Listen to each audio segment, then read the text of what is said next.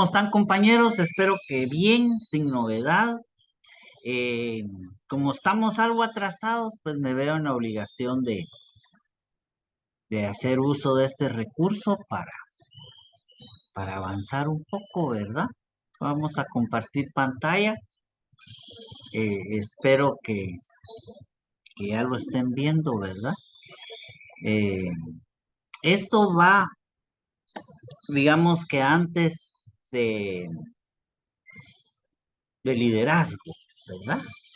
Esto cierra, digamos, el tema o casi cierra el tema de comunicación en grupo y, y después de esto viene el liderazgo, ¿verdad?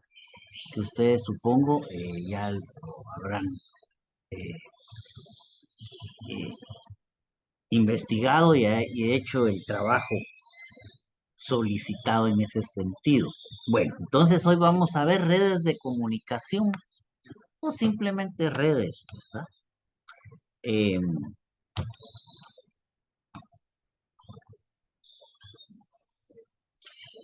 ¿A qué se refiere? Pues se refiere a la comunicación dentro del grupo, ¿verdad? Digamos que a la interacción entre los individuos y a cómo se comunican entre sí.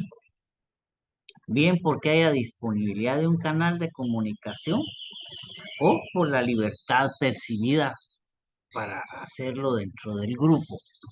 Me explico. Eh, la interacción de la gente se da, la comunicación de la gente se da siempre en un grupo, ¿verdad? Ya sea porque haya un canal de comunicación hecho para eso, o porque yo siento que aquí hay libertad y me tomo la libertad de platicar con el resto de los miembros, ¿verdad? El flujo de información entre los miembros va a determinar hasta cierto punto la eficiencia del grupo y la satisfacción de los integrantes. Es decir, si todos estamos informados, vamos a estar más satisfechos y vamos a ser más eficientes. El problema viene cuando no todos estamos igualmente informados o peor, estamos desinformados, ¿verdad? Y entonces, como ya se pueden imaginar ustedes, la red de comunicación puede ser formal, impuesta desde el exterior por una autoridad, ¿verdad? O informal, derivada del proceso de interacción de los mismos integrantes del grupo, ¿verdad? Entonces, cuando hay una red formal, digamos, hay un medio de comunicación establecido y a través de él se hacen las comunicaciones. Mientras que cuando es informal, pues la gente actúa con más libertad, ¿verdad? Las redes centralizadas se denominan a las que están integradas por posiciones claramente más centralizadas que otras y son eficientes en labores de identificación, ¿verdad? Y las diferenciamos. Mientras que las descentralizadas, eh, todos los miembros están en la misma o casi la misma distancia del centro para comunicarse entre sí. Vean, esto es interesante, ¿verdad? En un grupo se supone que quien está en el centro, figurativamente hablando, por supuesto, ¿verdad? Va a estar más cerca de todos los demás, ¿verdad? A la misma, o por lo menos a la misma distancia. Entonces, eh, cuando las redes son descentralizadas, todos los miembros o casi todos los miembros están a la misma distancia del centro. O sea que todos pueden comunicarse entre sí sin problemas. Algunos estudios dicen que los líderes, oiga usted esto, los líderes surgen con más frecuencia en redes centralizadas, mientras que las redes descentralizadas, los miembros de las redes descentralizadas, están más satisfechos y emiten más mensajes, tienen más libertad de hablar y entonces emiten más mensajes que aquellos que están en redes centralizadas, ¿verdad? Y la satisfacción también es mayor, pero eso sí, los líderes van a surgir más en grupos de redes centralizadas. No quiere decir que no suceda, ¿verdad? Es lo más frecuente, ¿verdad? Con labores complejas, por ejemplo, de aritmética, problemas de discusión, se mostró que lo establecido con respecto a la satisfacción de los miembros, surgimiento de líderes y número de mensajes enviados, ¿verdad? Pero se obtienen resultados muy distintos en relación con el desempeño. Los grupos de redes descentralizadas, oiga usted, requieren menos tiempo para resolver problemas y cometen menos errores que los grupos de redes centralizadas. Cuando la red es muy centralizada, como que el resto de la gente se desentiende y cree que el designado a estar enviando los mensajes lo está haciendo correctamente y constantemente. Mientras que si las redes son descentralizadas, que hay más interés de las personas, ¿verdad? No quiere decir que sea bueno o que sea malo. Eso va a depender del entorno, de las metas a perseguir, del tipo de gente que hay, de muchos factores, ¿verdad? Pero sobre todo de las metas, ¿qué quiero yo? ¿Verdad? Ahora miramos independencia y saturación. Independencia se refiere, todo esto dentro de los grupos, acuérdense, ¿verdad? Independencia se refiere al grado de libertad con que puede trabajar un miembro del grupo en el interior de este, ¿verdad? ¿Qué tanta independencia tiene cada uno de los miembros? Mientras que saturación es la sobrecarga de información que se da con frecuencia en las posiciones importantes de las redes centralizadas de comunicación.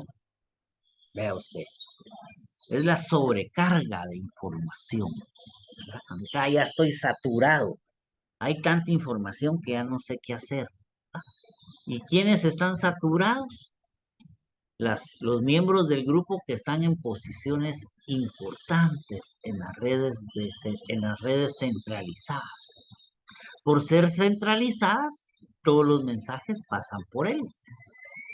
Si el grupo es grande, si el grupo es muy activo, va a llegar un momento en que se va a ver saturado, ¿verdad?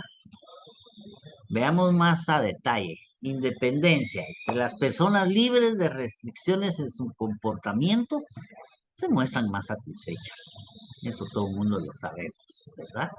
Entre más me dejen ser yo, entre más me sienta en ambiente, entre más chilero sea el grupo, pues más contento voy a estar, ¿verdad? Y el que está contento, pues, trabaja mejor, ¿verdad? Aunque la libertad de acción, es decir, esta independencia, puede estar influido por factores de situación como las acciones de los otros grupos o las percepciones personales de la situación, la posición dentro de la red actúa intensamente sobre la independencia mediante su efecto en la accesibilidad de la información, ¿verdad? Es decir, eh, hay un efecto en la accesibilidad de la información. La gente tendrá más libertad de acceder a la información que lo que puede estar en una red centralizada, en donde todo está concentrado en una o pocas personas. Y la saturación es cuando el número de mensajes que debe manejar la persona que ocupa una posición central en la comunicación excede su capacidad, ¿verdad? Los requerimientos de comunicación empiezan a contrarrestar los efectos de estar en una posición favorable, ¿verdad? Porque quien maneja la información está en una posición favorable. Pero cuando esos requerimientos de información empiezan a crecer demasiado y empiezo a tener demasiada información y me saturo, ¿verdad? Esos efectos favorables de estar en el centro de la comunicación empiezan a dejar de ser favorables, empiezan a contrarrestarse, ¿verdad? Y entonces se dice que la posición está saturada. ¿Me explico? Ojalá. cuentan, si no, ya saben cómo, ¿verdad? En general, digamos, a mayor saturación corresponde menor eficiencia del grupo. Claro, ¿verdad? Si todo está saturado, el grupo no va a ser eficiente y menos satisfacción de sus miembros. La gente va a estar menos contenta porque sus necesidades de información no están siendo requeridas, no están siendo satisfechas, aunque el efecto sobre la satisfacción no es tan grande como el que tiene sobre la eficiencia del grupo. Es decir, al final la gente pues no está tan satisfecha, pero la pasa. Pero el que se va a ver más afectado va a ser la eficiencia del grupo, ¿verdad?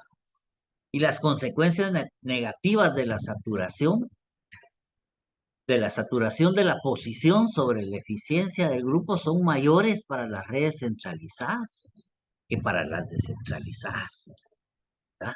Las que más sufren son las redes centralizadas cuando hay saturación, lo que no quiere decir que no exista saturación en las redes descentralizadas.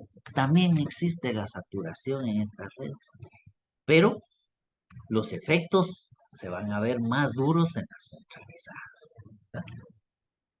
A manera de resumen, las redes centralizadas en comparación con las descentralizadas propician el surgimiento de líderes. Es decir, hay más líderes en las centralizadas. Es más probable que salgan líderes en las centralizadas. Y el desempeño de labores simples, pero impiden la solución de problemas complejos. Y esto reduce la satisfacción de sus integrantes, ¿verdad? Estos resultados son afectados en parte por los procesos de dependencia y saturación. Veamos entonces metas y tareas del grupo. Ya vimos que los grupos surgen porque nos damos cuenta de que una meta o una tarea, un objetivo no puede realizarse por solo una persona y es necesario juntar más, ¿verdad? Hacer un grupo. Entonces las metas o las tareas pueden ser asignadas por una autoridad externa, igual que en todo lo demás, ¿verdad? O surgir de las interacciones de los miembros, ¿verdad? Las metas y las tareas tienen importantes consecuencias para el comportamiento del grupo. Según sean las metas, así se va a comportar también el grupo, ¿verdad? Y así sean también sus tareas, ¿verdad? Recordemos que meta y tareas son cosas diferentes, aunque a veces se utilicen eh, de forma como que fueran sinónimos, pero realmente son cosas diferentes, ¿verdad?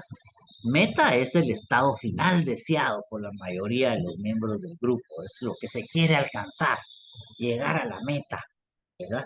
Mientras que la tarea son las cosas que hay que hacer para lograr la meta, ¿verdad? Para lograr tal meta tenemos que ponernos de acuerdo y fulano va a ir a repartir volantes, sutano va a ir a pedir plata a otros, a unos comercios, Perencejo va a ir a la imprenta y todo. Todas esas tareas se tienen que hacer para alcanzar la meta puesta, ya sea por una autoridad externa o por la interacción, ¿verdad? Veamos las características de las tareas y que tienen que ver con el desempeño del grupo, ¿verdad? Hay tres tipos de tareas: aditiva, conjuntiva y disyuntiva. Que no los asusten los nombrecitos, ¿verdad? Aditiva, conjuntiva y disyuntiva, ¿verdad? La aditiva, que es la aditiva, viene de adicionar, sumar, ¿verdad? Es el resultado de la combinación de productos elaborados a nivel individual, ¿verdad? Por ejemplo, digamos que en una tarea, en un grupo, fabrica aislantes para una bujía, pero esto puede ser hecho por una sola persona. Entonces el rendimiento del grupo, su productividad, es el número total de aislantes producidos. O sea, una persona para hacer una bujía, ¿verdad? ¿Cuántas bujías se van a hacer? Pues la- tantas como miembros tenga el grupo. Si el grupo es de 10 bujías se van a hacer, ¿verdad? Entonces, en este caso, en la que un miembro tiene que hacer todo un producto, ¿verdad? Cada uno de los miembros tiene que hacer todo un producto. Entre más grande sea el grupo, mejor va a ser su desempeño, porque si el grupo es de 100 bujías se van a hacer, ¿verdad? Claro, si se evitan pérdidas de un proceso defectuoso, o sea, que hayan fallas, ¿verdad? Eso es otro tema. Pero si el grupo es de 10 cosas van a hacer. Si el grupo es de 100 cosas van a hacer. Una por cada grupo. Por eso se llama aditivo, porque suma lo que va haciendo cada quien, ¿verdad? Veamos la conjuntiva, tarea conjuntiva. Esa es la que requiere que cada miembro del grupo realice su tarea para que se pueda decir que el grupo la ha realizado por completo. Todos tienen que hacerla. Por ejemplo, un grupo que se propone efectuar la tarea de subir a una montaña, un volcán, ¿verdad? Pero la tarea no se considera totalmente hecha hasta que todos los miembros del grupo hayan alcanzado la cima o el cono, ¿verdad? Entonces, aquellos que salen corriendo de primero y que yo quiero llegar de primero y llegan hasta arriba y todo, pues no sirve de mucho porque tienen que hacerlo todos, ¿verdad? Entonces, el desempeño del grupo va a depender de la habilidad del menos competente, del más lento, porque va a ser el último en llegar, ¿verdad? De él vamos a depender, ¿verdad? Entonces, conforme aumenta el tamaño del grupo, también aumenta la posibilidad de que se cuente por lo menos con un miembro que no pueda completar la tarea, ¿verdad? O que por lo menos necesite más tiempo para hacerlo. Entonces, en un grupo de 10 va a haber uno que no puede y que va a haber que ayudarlo y que es el que nos va a fregar. Pero si en el grupo es de 100 seguramente que van a haber 4, 5, 8, 20, qué sé yo, con los mismos problemas, ¿verdad? Entonces, conforme aumenta el tamaño del grupo, disminuye su desempeño, va a ser menos productivo, ¿verdad? Esta es la tarea conjuntiva. Y la disyuntiva, ¿verdad? Es la que requiere de una decisión o una elección entre dos o más opciones. Este tipo de tarea, si un miembro del grupo puede completarla, el grupo puede hacerlo también, ¿verdad? Por ejemplo, un grupo debe hacer las cuentas de ingresos proyectados de una empresa para el año fiscal y pagar impuestos, ¿verdad? Y para eso hay que utilizar una fórmula complicada. Pero si hay un miembro en el grupo que puede aplicar la fórmula y es pilas para eso y se mete con la calculadora y empieza a calcular ingresos del presupuesto, y entonces con él que lo haga también todo el grupo, pues, ¿verdad? Todo el grupo se ve beneficiado. Y entonces, si el tamaño del grupo aumenta, entre más grande es el grupo, también existe la posibilidad de que más de uno pueda completar la tarea, ¿verdad? Somos 100 más dos. Habrán que no son tan babosos como los otros, ¿verdad? Que sí van a poder, ¿verdad? Entonces el desempeño del grupo crece al aumentar el tamaño del grupo, suponiendo que no hay problemas de otra índole.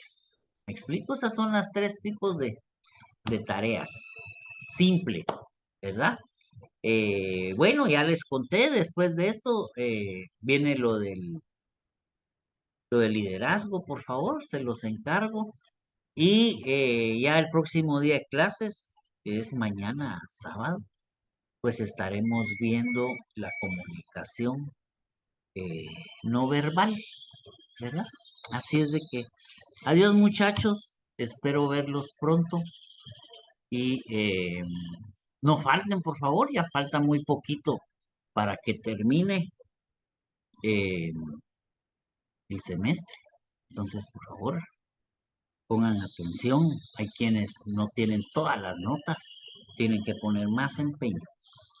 Entonces, muy bien, adiós.